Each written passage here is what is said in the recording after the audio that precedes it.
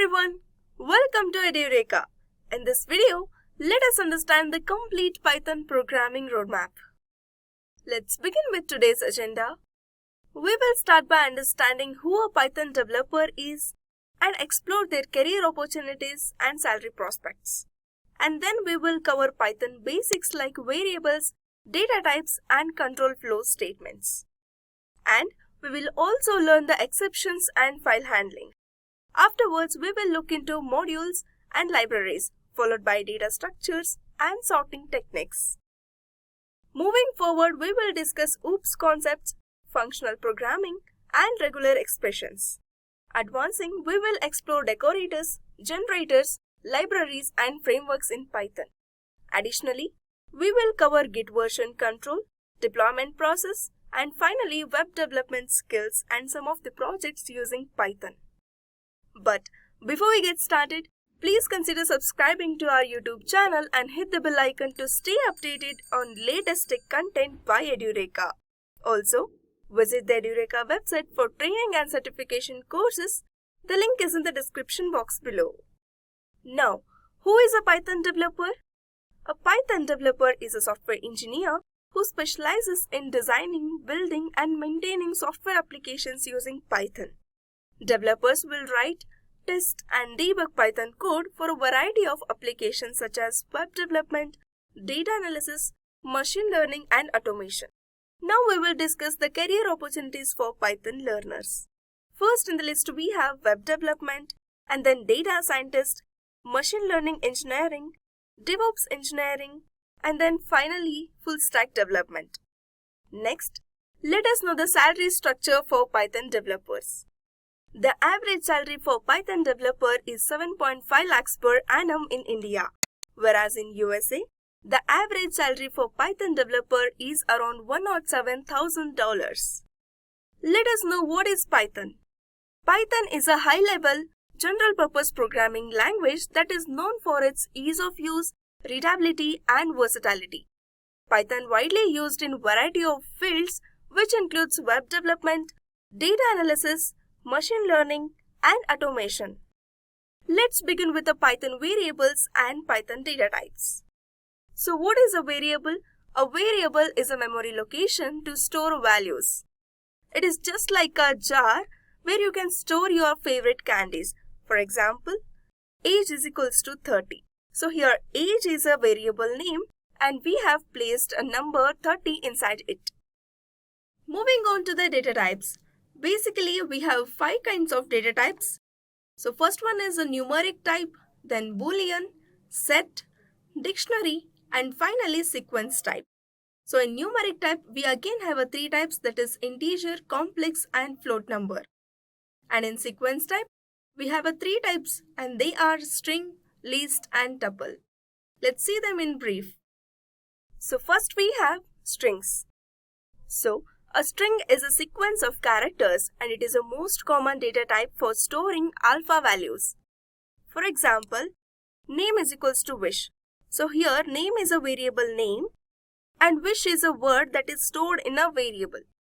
Next we have integer. So these are the whole numbers that can be positive, negative, or a zero and does not include decimal part or a fraction. For example, x is equals to 5. So here x is a variable name and we have assigned an integer value as a 5. After this, we will look at complex numbers. So it is a type of data type that can hold a complex number which is in the form of a plus bi. For example, z is equals to 2 plus 4i. And then we have floating point. So floating point is a number with a decimal point or a fraction.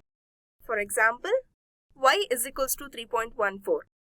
Here, y is a variable name and it holds the floating point number as 3.14.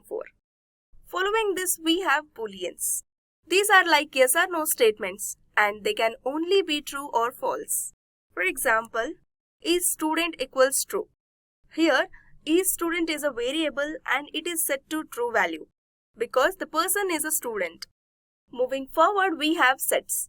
Sets are a type of data structure that allows for storing multiple items in a single variable. For example, fruits is equals to apple, mango, and orange. So here these items stored in a fruit set. And then we have tuples. It is a built-in data type that allows you to create sequences of values that are immutable, which means they can't be changed. For example, new tuple is equals to ABC24 and PQR. So here these are values stored in a new tuple that are immutable. Lists are like a containers that can hold different types of data. But lists are mutable. This is the only difference between tuple and list. For example, new list is equals to apple, mango and orange. These are the items stored in a new list. And lastly, we have dictionaries. Dictionaries are like similar to a language dictionaries where the data are stored in the form of key value pairs. For example, new dictionary is equals to name Tanu and age 20. So here name, age are the keys and Tanu and 20 are values. Now moving on to the control flow statements. Control flow is all about making decisions, repeating tasks and handling errors in your programs. So let's explore how it works. Imagine you have a set of instructions and you want your program to make some decisions based on some conditions. So that's where conditional statements comes in. So let's see if statement. This is basically used to check only one condition. For example, x equals 10. If x is greater than 0, then it will print x is a positive. So in this example, we are checking x value is a positive or not. So if the given x value is satisfies, then it will print x is a positive. So after executing this code snippet, we will get an output as x is positive. And then next we have if-else statement. This is used when we have other options for already given condition. For example, x equals 10. If x is greater than 0, then it has to print x is positive. Or else it has to print x is a not positive value. So as we know that obviously x is a greater than 0 value, which means 10. So after executing this code snippet, we will get the output as x is positive. And then we have else if statement. This statement is used when we have two or more conditions. For example, y equals 0 and the condition is y is greater than 0.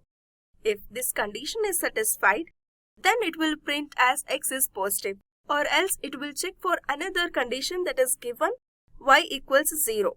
Then that condition is satisfied, then it will print y is 0, or else it will print the y is negative value. So after executing this code snippet, we will get the output as y is 0. So because we have already assigned y equals 0 in the beginning of code. So now let's talk about loops. Loops are like repeating buttons on music players. They help you to do the same things for multiple times. Let's see for loop. For example, we have for I in range 5, print hello. So in this example, we use for loop to print hello for 5 times. So when we execute this code snippet, we will get as output hello, hello, hello, hello for 5 times. Then next we have while loop. We can use the while loop statement to execute a series of statements as long as the condition is true.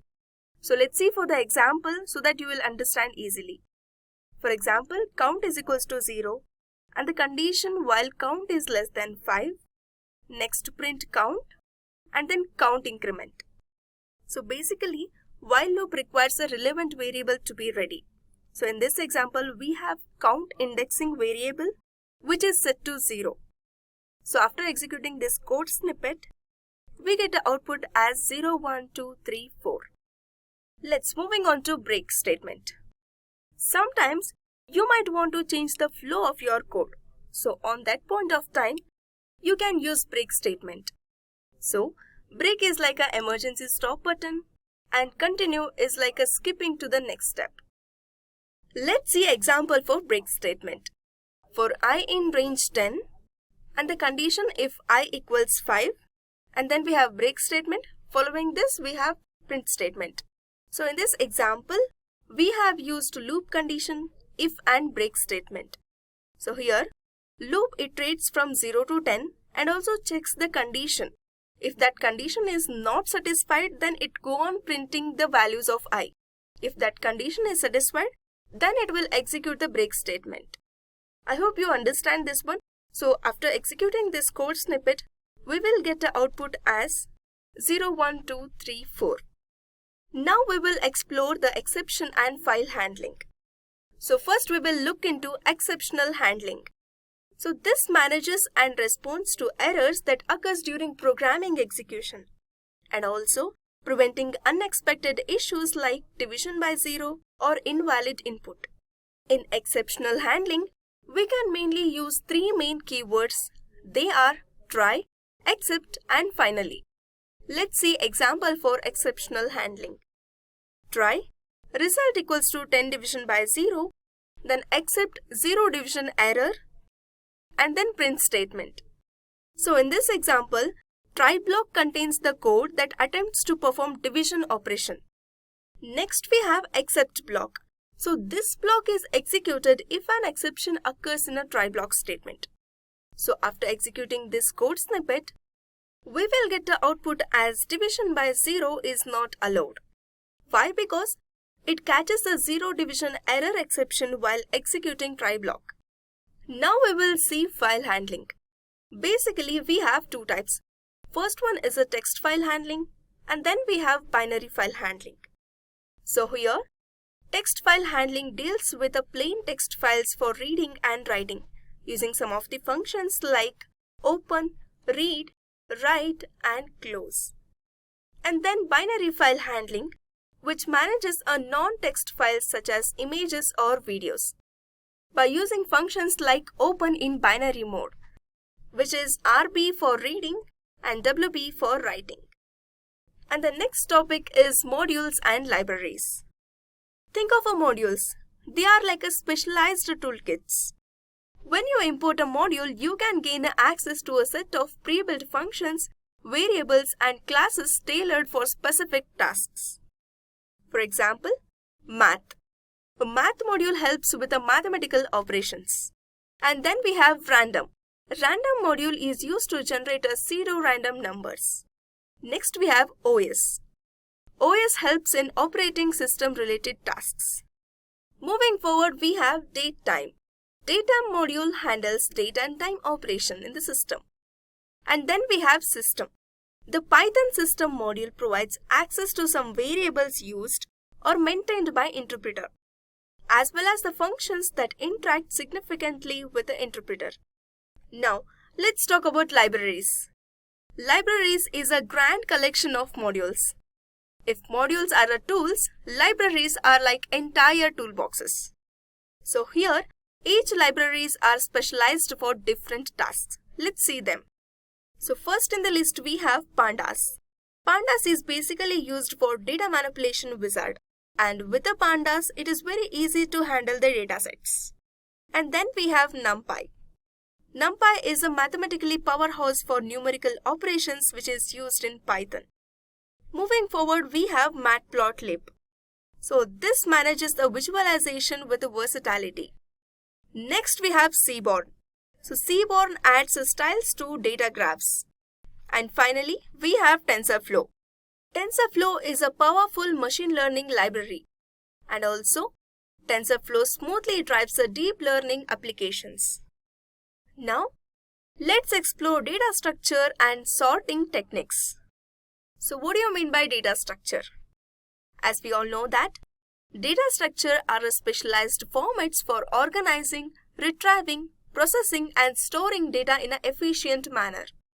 So where all we can use data structure?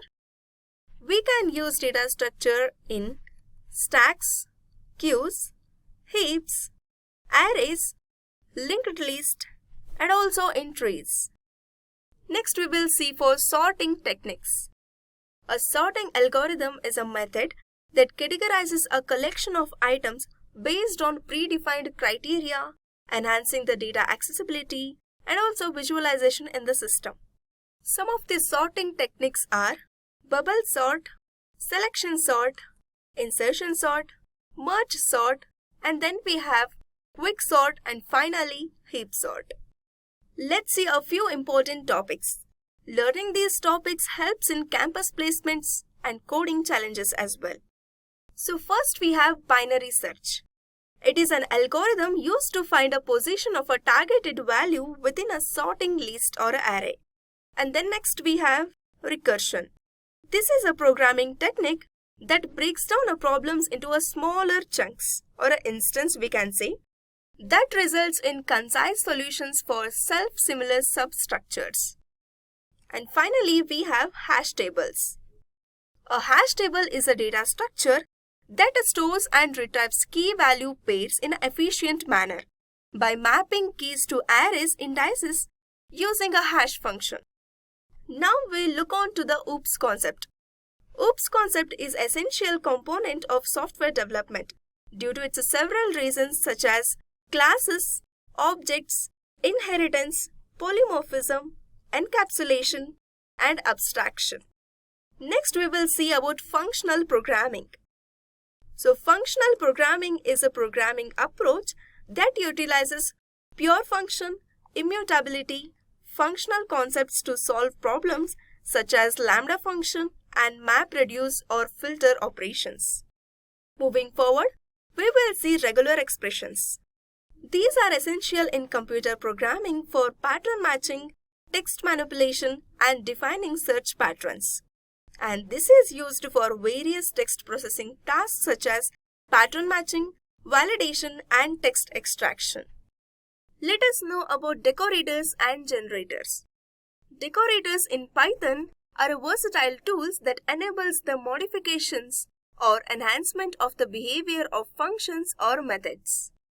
Decorators are created using @decorator keyword and can be applied to functions or methods.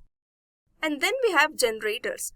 Generators simplify iterator creations by using a yield keyword to produce a sequence of values once at a time instead of gathering all values simultaneously. Let us know about advanced libraries.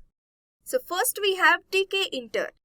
tkinter is a Python-based GUI library that specifies the creation of desktop applications with the graphic interfaces across various platforms. And then we have Kiwi. Kiwi is a renowned for its user-friendly and interactive interfaces, making it ideal for creating touch-based or gesture-based applications. Following this, we have WXPython. This library is widely utilized in various desktop applications such as utilities, business software, and scientific applications. Next, let's understand the frameworks. These frameworks are used for web application development. So first we have Django. This is a high-level web framework that offers tools and libraries for building a robust web applications quickly, focusing on reusability and following the model view controller architecture. Then we have Flask. This is a lightweight, flexible micro-web framework which offers essential components for web application development. This will allow developers to customize their features based on their specific needs. Lastly, we have Tornado. This is a web framework and as an asynchronous networking library for developing high-performance network applications. Let's move on to Git version control concept. Git version control tracks the changes in code and also allows for reverting to the previous versions and enable the multiple developers to work on same project.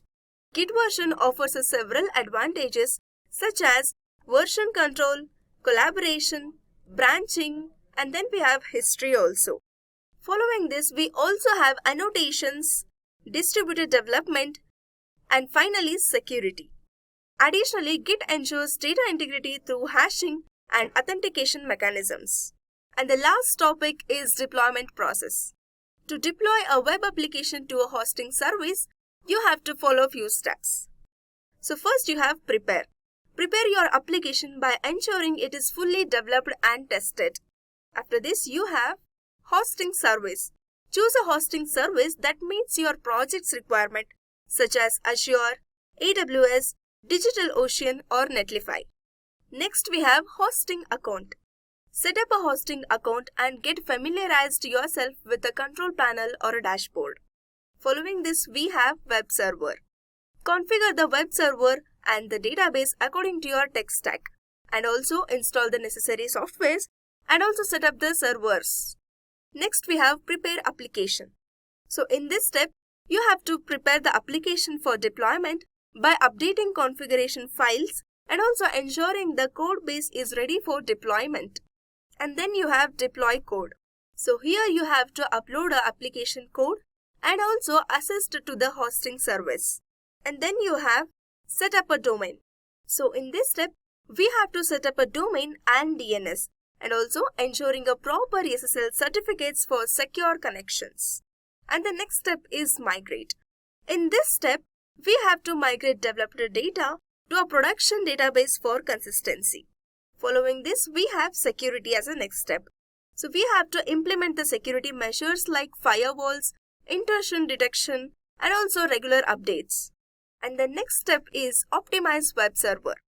So we have to optimize web server settings, database queries, and also assist delivery for faster page loading. Moving forward, we have monitoring. So in this step, we have to set up a monitoring tools and backup procedures to track a servers and application performance. Following this, we have test application. In this step, we have to test our application in a production space whether it is working as expected or not. And the next step is scale. In this step, we have to scale our hosting resources if that is necessary. And the next step is maintain records. So we have to keep detailed records of your deployment steps and also configurations for future references. And the final step is updates. So in this step, we follow continue to monitor and maintain your applications, including updates, scaling, and resolving issues. So finally, the process may vary based on hosting services and the project requirement. So refer the documentations for platform-specific instructions. Apart from these skills, if you want to become a Python developer, you must also know these skills.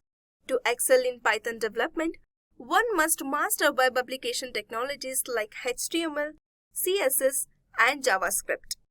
So these technologies enable the creation of user interfaces, style web pages, and add interactive elements to the applications. And other skills like critical thinking and problem solving are essential skills for any developers.